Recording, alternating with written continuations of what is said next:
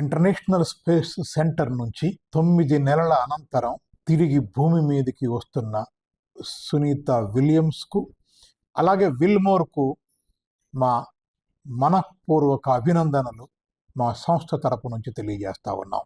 ఇదొక అరుదైన చారిత్రక ఘట్టం.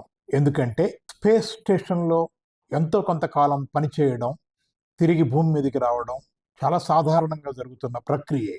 కానీ కొన్ని కారణాల వల్ల, సాంకేతిక పరమైన ఇబ్బందుల వల్ల ఒక 15 రోజుల్లో తిరిగి రావాల్సిన సునీత విలియమ్స్ అక్కడే చిక్కుబడిపోయి దాదాపు ఇప్పుడు 9 నెలల కాలం పట్టింది తిరిగి వెనక్కి రావడానికి. ఇవాళ తిరిగి ఆవిడ క్షేమంగా మళ్ళీ భూమి మీదకి రావడం చాలా చాలా అరుదైన గొప్ప విషయంగా మేము భావిస్తూ ఉన్నాం. భారతీయ మూలాలు ఉండటమే కాదు, స్పేస్ షూట్లో ఈ దేశం వచ్చి విద్యార్థులను, పరిశోధకులను అడ్రస్ చేసిన గొప్ప వ్యక్తి.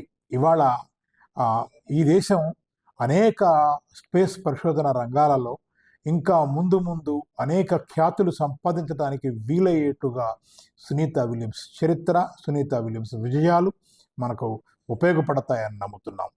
సునీత విలియమ్స్తో పాటు తిరిగి ఈ రోజున ఆ ఫ్లోరిడా ప్రాంతంలో ఓషన్లో దిగుతున్నటువంటి విల్మోర్కు కూడా, అట్లాగే మిగతా స్పేస్ ఎక్స్ బృందానికి కూడా మేము మా న్యూ ఇయర్ పక్షాన మా మనఃపూర్వక అభినందనలు తెలియజేస్తా ఉన్నాము.